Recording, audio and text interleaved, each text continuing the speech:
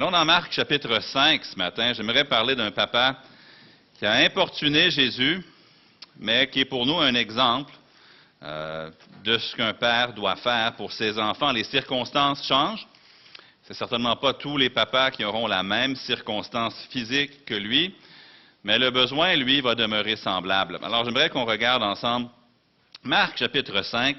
Et on va regarder aujourd'hui l'histoire d'un homme du nom de Jaïrus, qui était chef de la synagogue. Commençons la lecture au verset 21, puis ensuite on va sauter des versets 25 jusqu'à 34, et on va reprendre la lecture au verset 35. Et les versets qu'on va sauter, c'est l'histoire de la femme qui avait une perte de sang, et puis magnifique histoire, mais pour ce matin, on va s'en tenir à Jaïrus. Marc chapitre 5, verset 21. Jésus, dans la barque, regagna l'autre rive, où une grande foule s'assembla près de lui. Il était au bord de la mer. Alors vint un des chefs de la synagogue, nommé Jaïrus, qui, l'ayant aperçu, se jeta à ses pieds et lui adressa cette instante prière. « Ma fille est à l'extrémité. Viens, impose-lui les mains afin qu'elle soit sauvée et qu'elle vive. » Jésus s'en alla avec lui. Et une grande foule le suivait et le pressait. On saute au verset 35. Après avoir guéri cette femme qui avait touché le bord de son vêtement. Comme il parlait encore, survinrent de chez le chef de la synagogue des gens qui dirent « Ta fille est morte. Pourquoi importuner davantage le maître? » Mais Jésus, quand il eut entendu ces paroles, dit au chef de la synagogue « Ne crains pas. Crois seulement. » Il ne permit à personne de l'accompagner, si ce n'est à Pierre, à Jacques et à Jean, frères de Jacques. Ils arrivèrent à la maison du chef de la synagogue où Jésus vit une foule bruyante et des gens qui pleuraient et poussaient de grands cris. Il entra et leur dit, « Pourquoi faites-vous du bruit et pourquoi pleurez-vous? L'enfant n'est pas morte, mais elle dort. » Et il se moquait de lui. Alors, ayant fait sortir tout le monde, il prit avec lui le père et la mère de l'enfant et ceux qui l'avaient accompagné, et il entra là où était l'enfant. Il la saisit par la main et lui dit, « Talitha koumi », ce qui signifie, « Jeune fille, lève-toi, je te le dis. » Aussitôt, la jeune fille se leva et se mit à marcher, car elle avait 12 ans. Et ils furent dans un grand étonnement. Jésus leur adressa de fortes recommandations pour que personne ne sût la chose. Et il dit qu'on donna à manger à la jeune fille. Prions. Seigneur Jésus, même en lisant le texte, notre cœur brise pour ce papa. Et la maman aussi. Quelle journée difficile il vivait. Et sans doute même, la confusion de la maman alors que le papa rentre trop tard avec le secours. Du moins à leurs yeux. Ce papa qui est venu, qui suppliait Jésus de faire. Il croyait que Jésus pouvait le faire. Mais ensuite, alors que Jésus vient, ils sont interrompus par cette femme qui, aux yeux des hommes, fait en sorte qu'ils arrivent trop tard. Mais c'est un papa qui avait de la foi. C'est un papa qui savait où aller pour chercher l'aide pour sa fille. C'est un papa qui est un exemple pour nous. Maintenant, je sais que ce n'est pas tout le monde ici qui est papa. Alors je demande que tu puisses utiliser cette même parole, ce même texte, pour parler à ceux dont le titre papa ne s'applique peut-être pas. Peut-être c'est une femme, peut-être c'est un jeune, peut-être que c'est quelqu'un qui n'est pas encore papa ou ne l'a jamais été, mais peu importe la situation dans laquelle nous sommes, nous avons tous à apprendre une leçon de la part de Jaïrus. Que ton Saint-Esprit soit notre enseignant. Que ton Saint-Esprit nous parle. Et certainement que l'ennemi aujourd'hui va vouloir faire interférence pour que nous repartions d'ici vides et asséchés, sans avoir reçu de ta parole ce que nous devions y prendre. Alors je prie que tu puisses retenir le diable et que tu puisses simplement l'empêcher d'avoir libre cours ici, afin que nous soyons seuls avec le Saint-Esprit et seuls avec toi et ta parole. Et nos yeux sont fixés sur toi pour recevoir notre nourriture spirituelle d'aujourd'hui. Je prie dans le nom du Seigneur Jésus. Amen. Le sujet principal de l'histoire ici, ce n'est pas Jaïrus. Le sujet principal, c'est Jésus. En fait, chaque fois qu'on lit la Bible, même si on lit l'histoire de David, ça nous parle de Quand on regarde l'histoire de Samson, de Daniel, ça nous parle de Dieu. Et ici, même si Jairus va prendre beaucoup de place dans nos paroles, honnêtement, ce n'est pas lui le sujet, c'est Jésus le sujet. Mais on va voir aussi que la plus grande qualité d'un papa, ce n'est pas sa force, ce n'est pas son éducation, ce n'est pas son intelligence, ce n'est pas sa personnalité, ce n'est certainement pas sa richesse et ce n'est pas sa carrière. Ce qui fait qu'un papa est un bon papa, ce ne sont pas ses grandes connaissances, c'est sa connaissance de Jésus qui fait qu'il est un bon papa. Un bon papa, ce n'est pas celui qui amène son enfant dans les grandes écoles ou dans les grands voyages. Un bon papa est celui qui amène ses enfants au grand je suis. Un papa qui est un bon papa, ce n'est pas celui qui amène ses enfants dans les salles de classe, des grands maîtres d'école, mais c'est celui qui amène ses enfants dans la classe du maître au singulier, Jésus-Christ. Un bon papa, c'est pas celui qui propulse ses enfants dans une grande et belle carrière. Le bon papa, c'est celui qui propulse ses enfants dans la carrière de la vie chrétienne. Et un bon papa est si proche de Jésus que ses enfants n'ont qu'un pas à franchir pour être avec Jésus. Maintenant, je suis conscient, premièrement, que l'histoire de mes propres enfants n'est pas encore écrite. Et je suis conscient qu'il y a parmi nous, puis probablement à l'écoute aussi, des gens qui ont tout fait ce qu'ils savaient faire, fait de leur mieux avec Dieu, et leurs enfants ont fait un autre choix qui brise le cœur du parent. Alors, je veux répéter quelque chose que j'ai dit un peu plus tôt. De bons parents n'égalent pas nécessairement de bons enfants. Et je veux parler aux enfants, je veux que vous vous rappeliez, je veux que vos parents peuvent tout faire, vos parents peuvent marcher avec Dieu, vos parents peuvent intercéder pour vous, vos parents peuvent vous enseigner la parole de Dieu. Tôt ou tard, c'est à vous de faire le choix de suivre Jésus. Les Anglais, les anglophones ont une expression que je vais prendre. Je l'aime bien. Dieu n'est le grand-père de personne. Vous avez besoin de prendre Dieu comme votre père, les jeunes. Vous pouvez avoir le papa le plus pieux et le plus grand combattant dans la prière. Tôt ou tard, il ne peut que vous donner l'exemple et l'exhortation, c'est à vous de le saisir. Aujourd'hui, je ne suis pas ici parce que mon père a accepté Christ, même si je suis reconnaissant pour ça.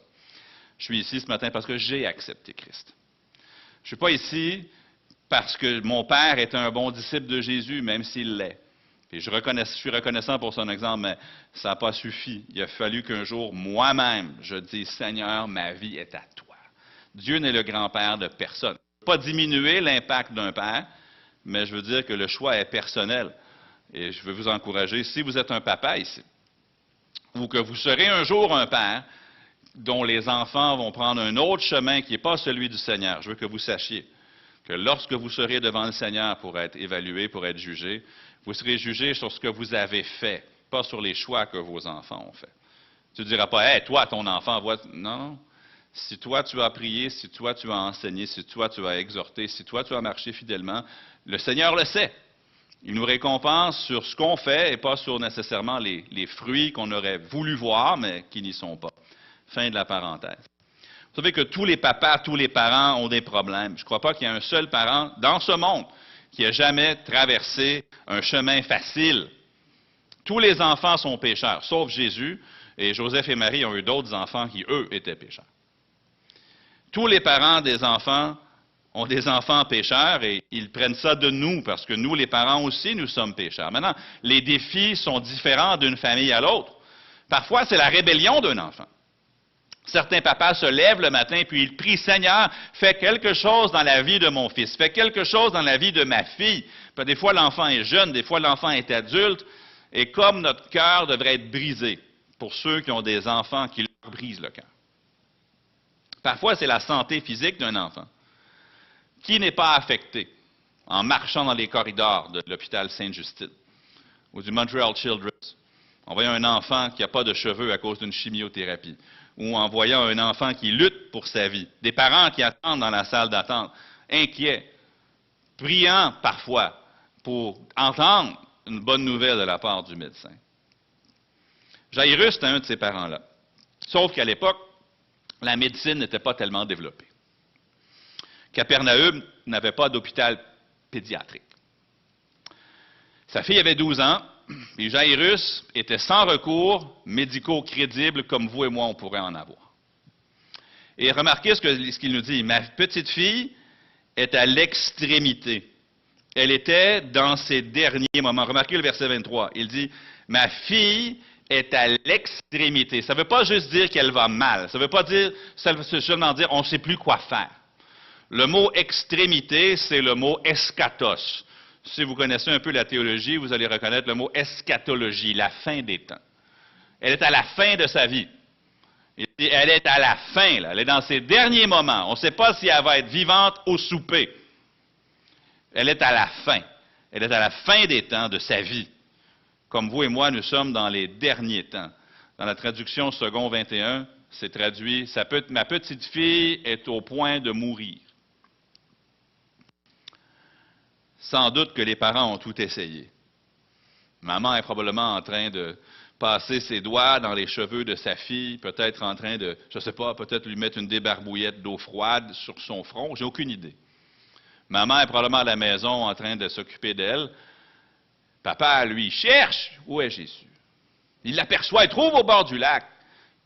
Puis, il vient voir Jésus. Vous savez, on est béni aujourd'hui d'avoir des hôpitaux puis d'avoir de la médecine. Puis je le sais que ça n'a pas été suffisant dans certains cas parfois. Je faisais un peu de recherche en préparation pour le message. J'ai trouvé une étude. Aujourd'hui, 96% des enfants, je parle du monde entier, là. En Occident c'est plus élevé, mais si on prend le monde entier, 96% des enfants vivent jusqu'à l'âge de 15 ans au moins. Maintenant, si tu vas dans certains pays, malheureusement c'est plus bas parce qu'ils n'ont pas la médecine que nous avons.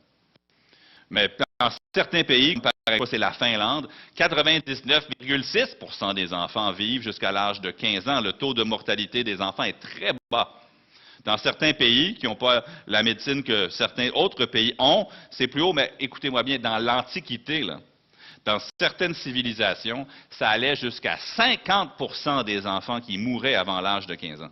Un enfant sur deux ne devenait jamais adulte. Imaginez, là. Ça, c'est vrai en Amérique du Sud, c'est vrai en Europe, c'est vrai en Afrique, c'est vrai au Moyen-Orient, partout. Le taux de mortalité des enfants était très élevé. Puis les gens dans la Bible, ils vivaient ça. Puis quand ça dit qu'ils ont eu tant d'enfants, ben, ça ne veut pas dire que ça, c'est les enfants qui ont survécu. C'était quelque chose de très lourd à travers ça. Puis je suis convaincu qu'il n'est pas le premier à Capernaum à passer par ça. Maintenant, aujourd'hui, nous avons des avancées médicales, mais vous savez, toute bonne chose peut avoir un côté néfaste aussi. Puis le côté néfaste de notre technologie médicale, c'est que l'objet de notre foi, ça devient l'hôpital et non pas Jésus. Puis on commence à faire confiance aux pédiatres plutôt qu'au Seigneur. Gloire à Dieu pour mes pédiatres. Mes enfants ont un bon pédiatre. Je loue le Seigneur pour ça. Mais ce papa-là, il n'y avait pas de pédiatre, mais il y avait Jésus. Si tu as à choisir entre un bon pédiatre et Jésus, choisis Jésus. Si tu as le choix entre une bonne école et Jésus, choisis Jésus. Si tu as le choix entre les meilleures ressources et Jésus, choisis Jésus. Puis Jairus, lui, il y avait Jésus. Puis il nous rappelle que le meilleur recours pour un parent, c'est toujours Jésus. J'aimerais qu'on regarde sa démarche ce matin. La première qualité que je veux qu'on voit chez Jairus, c'est premièrement qu'il était persévérant dans la prière. Est-ce qu'on peut juste avancer les diapos pour moi? Je pense que ça ne fonctionne pas avec ma tablette. La prochaine diapo devrait donner le premier point. Il était persévérant dans la prière. Remarquez le verset 23. Ça nous dit ici, Jairus vient, se jette à ses pieds et lui adressa cette instante prière. La parole de Dieu nous dit que Jairus a adressé une instante prière. Maintenant, ça ne veut pas dire, le mot instante, ça ne veut pas dire qu'il priait mieux que les autres. Ça ne veut pas dire qu'il priait plus fort que les autres. Ça ne parle pas du volume de sa voix, ça ne parle pas du trémolo dans sa voix. Ça ne parle pas de ses larmes, bien que toutes ces choses-là étaient probablement présentes. Le mot instante prière, ça nous parle de répétition. Ça veut dire, le mot qui est traduit instant veut dire une quantité importante d'objets ou d'événements. Ça peut être traduit beaucoup, beaucoup de, ou un grand nombre de. Donc, Jairus vient, puis il lui adresse de nombreuses prières. Maintenant, dans le texte, c'est condensé en une prière. Ma petite fille est à l'extrémité. Viens, impose-lui les mains afin qu'elle soit sauvée et qu'elle vive. Mais si vous aviez été présent, peut-être qu'il l'a dit 5 fois, ça. Peut-être 10, peut-être 30, je ne le sais pas. Peut-être qu'il a répété « Ma petite fille est à l'extrémité », puis là, il y a Jésus, la foule, il y a trop de monde. « Ma petite fille est à l'extrémité ». Il se répète, il se répète, il se répète. C'est ça que ça veut dire, une instante prière. Je ne sais pas combien de fois il l'a dit, mais je sais une chose, il était persévérant dans sa demande. Des fois, on prie une fois. Là, ça ne marche pas. Non. Lui, il a prié, puis il a prié, puis il a prié, puis il a prié, jusqu'à ce que Jésus a toujours le choix, mais je prends l'expression populaire, jusqu'à temps que Jésus n'a pas le choix de juste l'écouter, ça fait tellement de fois qu'il lui demande. Pensez à la veuve dans la parabole. Le juge finit par lui dire, écoute, je veux qu'elle arrête de me casser les oreilles, donc je vais lui faire justice. C'est un peu ça. Jairus va s'arranger pour que Jésus l'entende. Maintenant, je comprends là, que je ne fais pas justice à l'omniscience de Jésus et rien de ça dans ce que je viens de dire là. Mais j'essaie juste de dépeindre une image d'un papa qui se répète et se répète. Et il y a des gens ici, ou à l'écoute, que ça fait 1000 fois que vous priez pour votre enfant. Continuez. Continuez. Et ce père-là, il priait, puis il priait, puis il priait. Mais deuxième chose, on peut avancer les diapos pour moi, s'il vous plaît.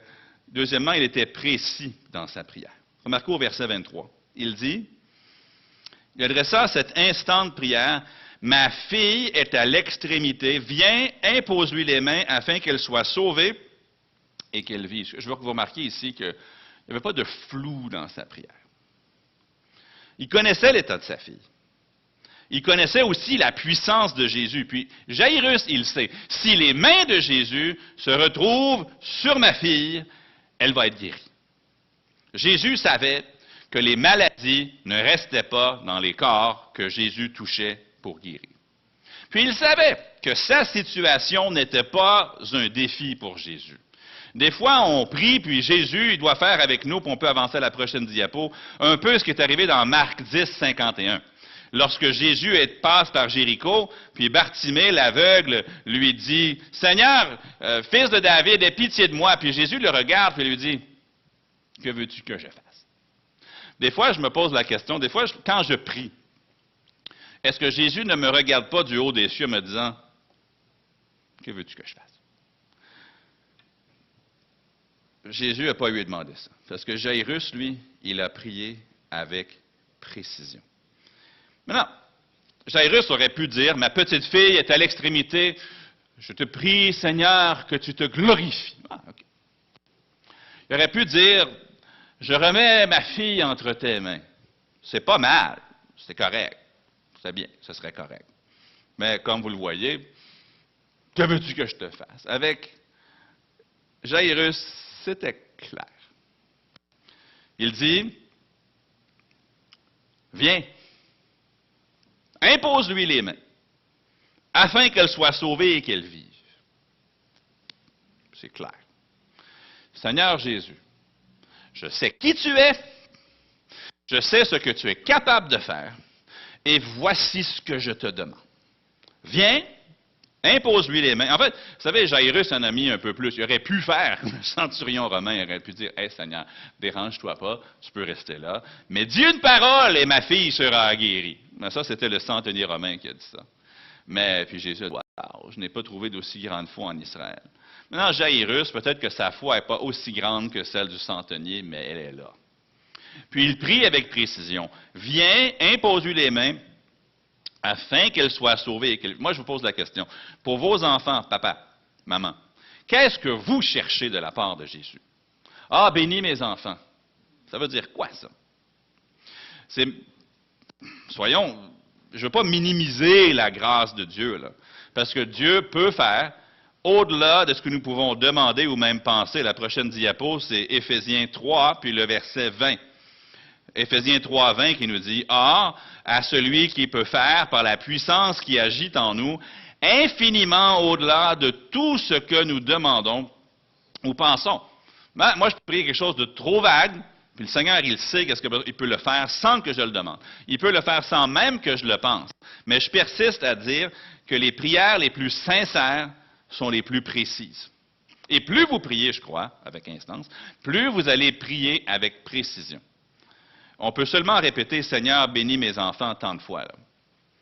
Si on veut prier avec insistance ou prier sans cesse, il faudrait bien aller plus en détail, ne serait-ce que pour éviter la monotonie. Mais je répète, savez-vous ce que vous cherchez de la part de Jésus? On peut prier, par exemple, on peut mettre la prochaine diapo. « Seigneur, garde mes enfants à l'école. » Exemple A, là. Correct, c'est une bonne prière. « Seigneur, je te prie, garde mon enfant à l'école. » Ou peut-être vous pourriez dire, « Seigneur, tu sais qu'à l'école, il y a des gens qui veulent, pas seulement à l'école, partout ailleurs, là, il y a des gens qui veulent semer dans le cœur de mes enfants la confusion sur leur identité. Ils veulent les détourner de la foi en Christ. Il y a des gens qui veulent mettre dans leur tête des idées, des connaissances, des concepts, des images, des mots qui sont contraires à ta parole. Oh Seigneur, je te demande que nous puissions savoir ce qui se passe dans l'esprit de notre enfant. Donne-lui l'intelligence, donne-lui la sagesse pour séparer le bien du mal. Aide-le ou aide-la à retenir ce qui est bien puis à refuser ce qui est mal. Seigneur, notre confiance est en toi.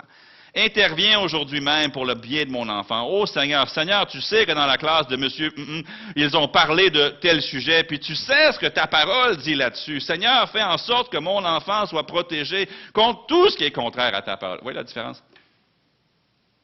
Le papa ici n'a pas dit, Seigneur, ma fille est malade. Faites quoi? Il a juste dit, ma fille est à l'extrémité. Viens, impose-lui les mains. Ma question, c'est quoi vous voulez pour vos enfants? Vous savez, quand on est passionné, on est précis. Quand vous parlez au Seigneur, ne soyez pas plus vague que vous l'êtes dans vos textos. Ne soyez pas plus vague dans la prière que vous ne l'êtes sur WhatsApp. Ne soyez pas plus vague dans la prière que vous ne l'êtes dans vos courriels. Si vous m'envoyez un texto demain matin et vous dites « Pasteur, aide-moi », savez-vous ce que je veux dire? Aider à quoi? Si vous me dites « Pasteur, pourrais-tu vraiment encourager notre famille? » Oui, ça me ferait plaisir. Il faudrait me dire, donner un peu de contexte. Maintenant, moi, je ne suis pas omniscient, Dieu l'est. Et oui, Dieu peut faire bien au-delà de ce que nous pourrions penser ou demander. Absolument. Mais des fois, je pense que, c'est mon opinion, là, nos prières sont vagues parce qu'au fond, on n'y croit pas. Pourquoi se donner la peine d'être détaillé si on ne pense pas que le Seigneur va faire de quoi? Si on dit, honnêtement, si je vais au resto, puis je commence, la serveuse vient me voir, puis elle dit, monsieur, qu'est-ce que vous allez prendre? Bon, amène-moi la nourriture. Ça veut dire, pas vraiment intéressé, là, regarde, amène-moi pour... Il n'y a rien sur votre menu qui me tente, là. Je n'ai pas envie d'être ici, je suis ici pour ma femme. Si c'était rien que moi, on serait à la belle province. On est ici, dans un beau resto pour elle, puis honnêtement, amène-moi quelque chose. Ça témoignerait d'un manque d'intérêt pour l'endroit, n'est-ce pas? Si je suis vraiment intéressé, je dis, regardez, votre saumon, parlez-moi de votre saumon, est-tu bon, votre saumon? Quand on est intéressé, on est précis. Quand on est passionné, on est précis. Puis je pense que des fois, on refuse d'être précis dans la prière parce qu'au fond, là, notre confiance n'est pas en lui. Maintenant, peut-être que j'ai tort. Peut-être qu'on est tellement confiant en lui qu'on lui demande juste son meilleur sans nos détails. Je ne sais pas. Je ne vais pas me mettre dans votre tête, mais Dieu sait tout, oui. Mais dans la Bible, on trouve des prières précises. Il y a une place pour les prières générales, certainement, mais aussi les prières précises. Mais Jairus a dû attendre, par contre. Allons à la prochaine diapo, parce que troisièmement, puis je ne vais pas passer beaucoup de temps ici, il était patient dans le prolongement.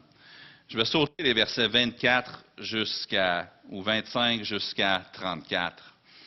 Mais il y avait une autre femme ici qui avait un grand besoin de Jésus. Ça fait 12 ans qu'elle souffrait sans le secours des médecins, puis oui, 12 ans, puis 12 ans. La fille avait 12 ans, la femme, ça fait 12 ans. Toutes ses économies y sont passées. Elle veut juste toucher le bord du vêtement de Jésus pour être guérie. À cause de sa perte de sang, si Jésus la touche, elle sait que Jésus va probablement devenir lui-même impur, ne peut pas aller au temple.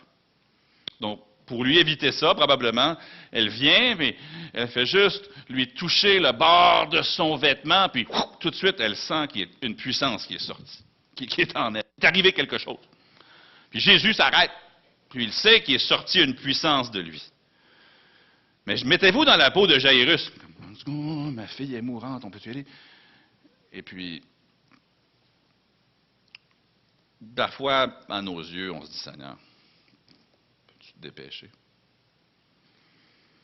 Lui, il sait ce qu'il fait, mais vous savez, l'œuvre du Seigneur n'est pas toujours linéaire à nos yeux. Seigneur, je t'ai demandé ça lundi, j'ai besoin de ça pour mercredi. Seigneur, lui, son timing est parfait. De notre perspective humaine, parfois, les réponses de Dieu semblent se faire attendre, puis des fois, elles semblent prendre des grands détours. Vous savez, la réponse du Seigneur, elle peut se faire attendre pour une multitude de raisons. Mais on doit prier avec persévérance. Poursuivons. Quatrièmement, dans les versets 35 à 36, il était positif face au pourquoi. Remarquez le verset 35 et 36. Comme il parlait encore, survinrent de chez le chef de la synagogue des gens qui dirent « Ta fille est morte. Pourquoi importuner davantage le maître? » Bonne question quand même. Mais wow. Jairus vient d'entendre les mots les plus douloureux qu'un parent peut s'entendre. Ta fille est morte. Je n'ai pas besoin de vous imaginer la scène. Vous êtes capable. Le père qui plie les genoux et tombe au sol, qui éclate en pleurs. Le pire cauchemar vient de se réaliser pour lui. Mais remarquez la question qui suit. Pourquoi importuner davantage le maître? J'aimerais que cette question-là rentre en vous. J'aimerais que vous ameniez cette question-là chez vous après. Pourquoi importuner davantage le maître? Pourquoi prier maintenant? Qu'est-ce que le maître peut bien faire maintenant? Ouais, il y a 20 minutes, là, il aurait pu, mais là, qu'est-ce qu'il peut faire là? Laisse-le faire. Le sous-entendu de la question était, Jésus est grand, mais pas si grand que ça. Le sous-entendu de la question, c'est, Jésus est puissant, mais pas si puissant que ça. Là, la situation vient de sortir des limites, des capacités du maître. C'est ce que la question sous-entend. Jésus aurait pu avant, mais là, il ne le peut plus. Jairus, malheureusement, la limite de la puissance de Jésus vient d'être atteinte. Laisse Jésus tranquille. Pourquoi importuner davantage le maître? À mon humble avis, c'est là le point tournant de l'histoire. Ce qui va se passer maintenant, à mes yeux, bien humblement, c'est plus important et plus impressionnant que le verset 23 où Jairus suppliait Jésus. Parce que là, Jairus entend la question, pourquoi importuner davantage le maître? Jésus lui dit, non, ne crains point, crois seulement. Là, il y a une de deux choses qui va se passer. Soit Jairus ne croira pas, et sa fille, je pense, va rester morte. Parce que, si on se rappelle de l'exemple de Nazareth, il ne put faire là pas beaucoup de miracles à cause de leur incrédulité. Maintenant, je ne sais pas.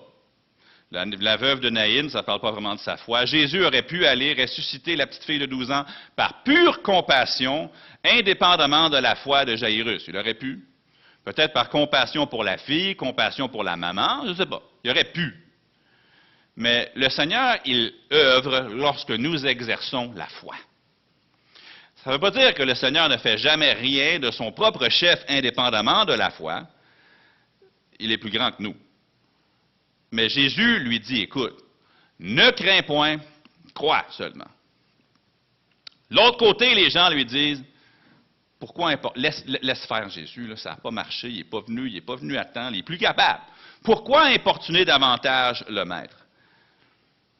Soit elle va rester morte ou soit elle va ressusciter. Personnellement, je vous suggère de réfléchir au fait que si Jairus croit, On sait ce qui se passe.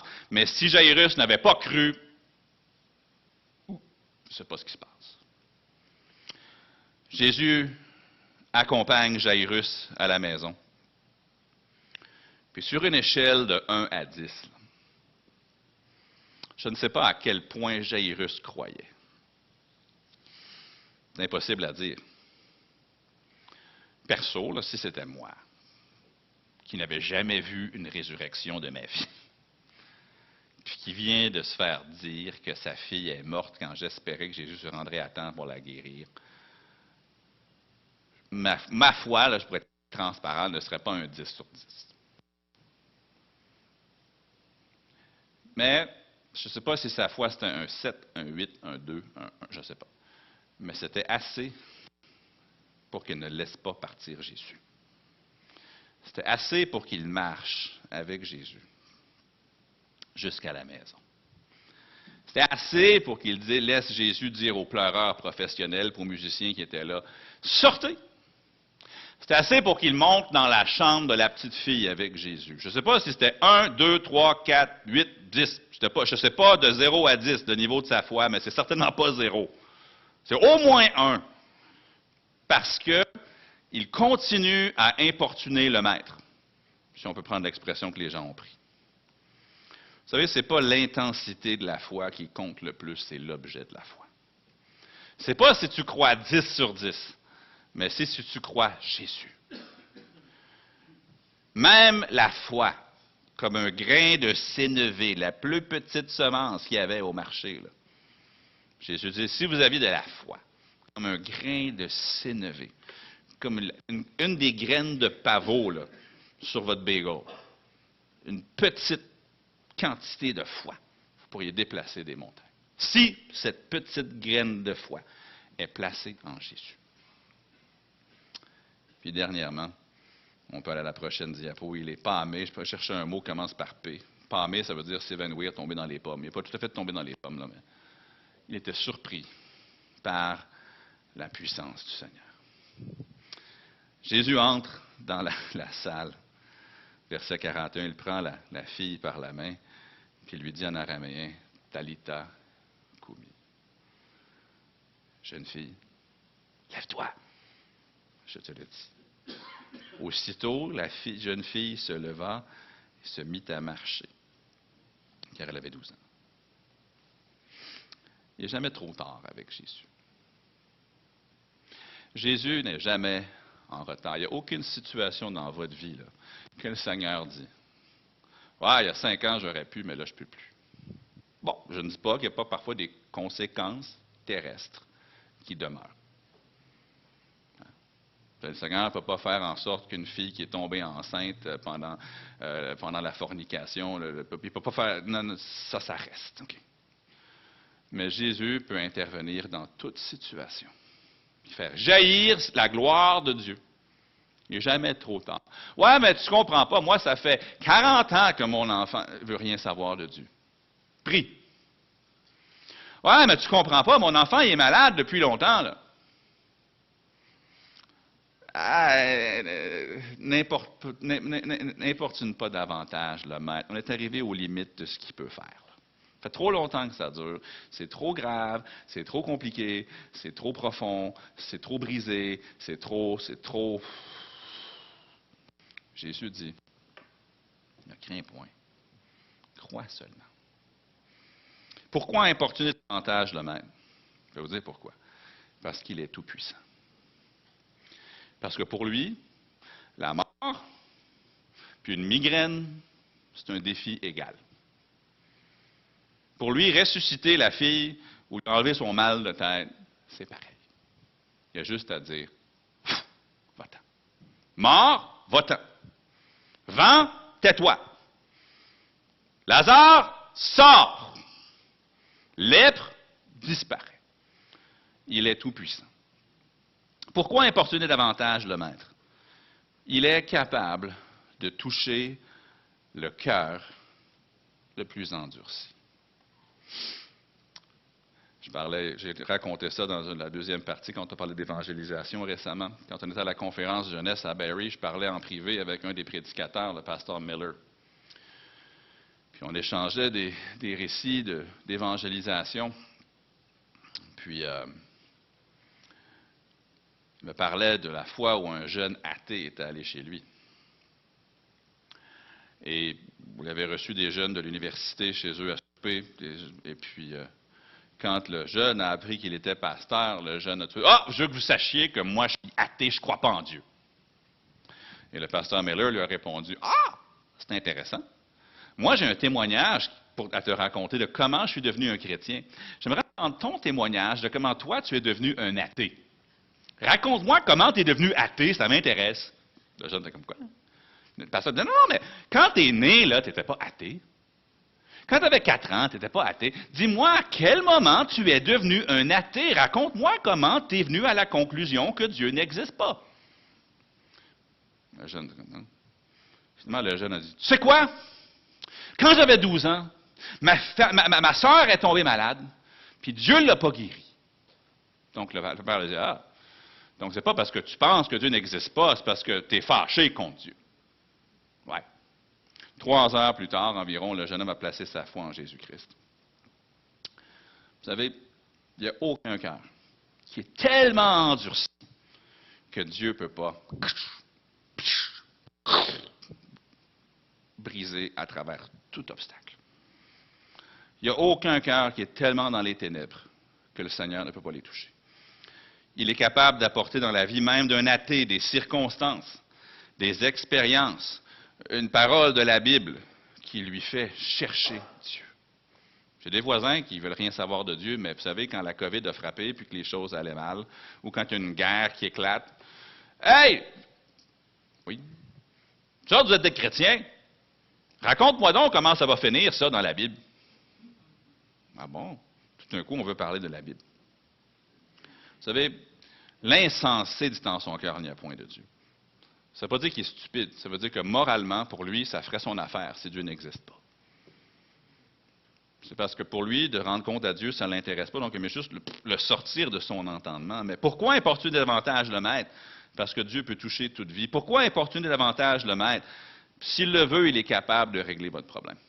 Et si il sait qu'il est mieux pour vous que le problème demeure, il veut, pas seulement peut, mais il veut vous donner le repos de l'âme là-dedans. Et vous soutenir, vous donner la force pour le vivre. Pourquoi importuner davantage le Maître? Parce qu'il répond à ceux qui l'importunent. À ceux qui prient, comme ça dit dans le texte, avec insistance. Ceux qui ne craignent pas, mais qui croient. Maintenant, avant de terminer, j'ai quelques petits rappels. La situation de Jairus, elle était unique dans un sens. Elle n'impliquait pas la volonté libre de sa fille. Puis soyons prudents avant de prendre le résultat d'un récit biblique puis de le transposer dans notre vie. Moi, je peux prier pour un enfant qui a une volonté libre. Je sais que Jésus peut toucher son cœur, mais encore faut-il que cet enfant-là exerce sa foi pour venir à Jésus. Okay? Mais le Seigneur peut mettre la pression par le Saint-Esprit pour les attirer à lui, oui. Ce n'est pas toujours la volonté de Dieu de guérir le corps. Parfois, il est davantage glorifié par nos maladies ou par nos handicaps que par une guérison. Ma grâce te suffit. C'est toujours la volonté de Dieu, cependant, que nous l'importunions. Qu'on vienne à lui dans nos détresses, puis qu'on vienne souvent. Quand il dit prier sans cesse, c'est parce qu'il ne veut pas qu'on arrête. Nos questions, il veut qu'on vienne. Nos espoirs, nos confusions, nos malheurs. John Ashcroft a écrit « Beaucoup d'enfants se réveillent à l'odeur du café ou au chant du coq. Mon réveil, lorsque j'étais enfant, c'était la prière passionnée de mon père qui filtrait dans la maison. Parfois, je descendais doucement et je me joignais à lui. Un de ses genoux était généralement levé. Je me glissais en dessous, protégé par son corps, tandis qu'il plaidait pour mon âme. Je n'ai jamais surpris papa en train de prier pour notre bonheur. Il avait compris que la recherche du bonheur pour lui-même était un effort frustrant, désillusionnant et souvent futile. Le bonheur se cache généralement à ceux qui sont accros à son sucre, alors que le bonheur poursuit ceux qui sont pris par quelque chose de plus durable qu'une excitation momentanée. Je ne l'ai jamais entendu prier pour une plus grande maison, pour une plus grande voiture ou pour un plus grand compte en banque. Il a plutôt prié pour que nos cœurs soient enflammés et que nos cœurs soient inspirés à faire des choses aux conséquences éternelles. Il priait que mes enfants détournent leurs yeux du temporel, du physique, de l'insignifiant, et que leurs yeux soient dirigés vers l'éternel, vers ce qui est spirituel et vers ce qui est noble. Mon Père ne nous a jamais poussés à l'accomplissement. Il savait que l'impulsion devait venir des réserves intérieures et non de conceptions extérieures. Il nous a simplement fait miroiter les possibilités qui s'offraient à nous. Et grâce à son exemple, nous avons mordu à l'hameçon de Dieu. Pourquoi importuner davantage le maître? Mon défi, c'est pour vous, papa, maman. Peut-être que vous n'êtes pas parent, il y a une autre situation dans votre vie. Importunez le maître. Jairus a dit, ma fille est à l'extrémité, dans l'eschatos, à la fin de sa vie. Seigneur, je veux que tu viennes. Je veux que tu mettes ta main sur elle, afin qu'elle soit sauvée et qu'elle vive. Bon, entre-temps, sa fille est morte. Mais Jésus est venu. Il a touché sa main. Puis sa fille a vécu. Soyons précis, soyons constants. Gardons notre foi en Jésus. Il est capable.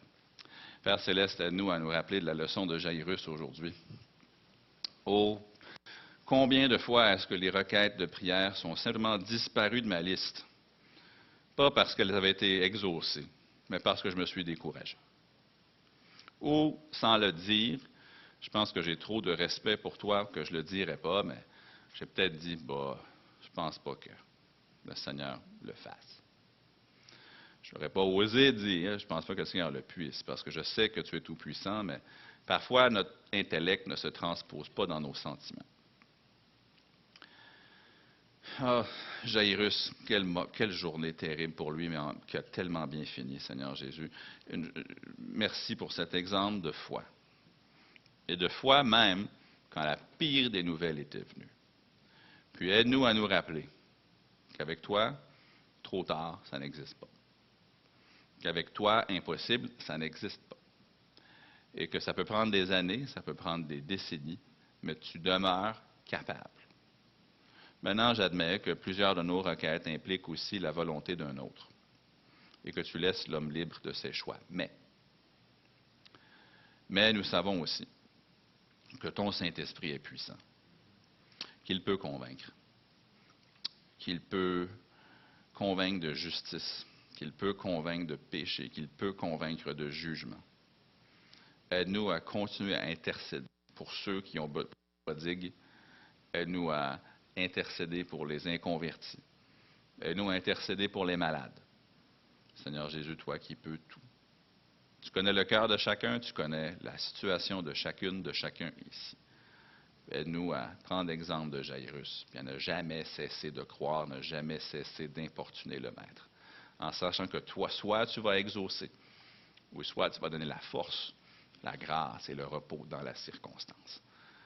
Et toute la gloire te reviendra, je le prie dans le nom du Seigneur Jésus. Amen.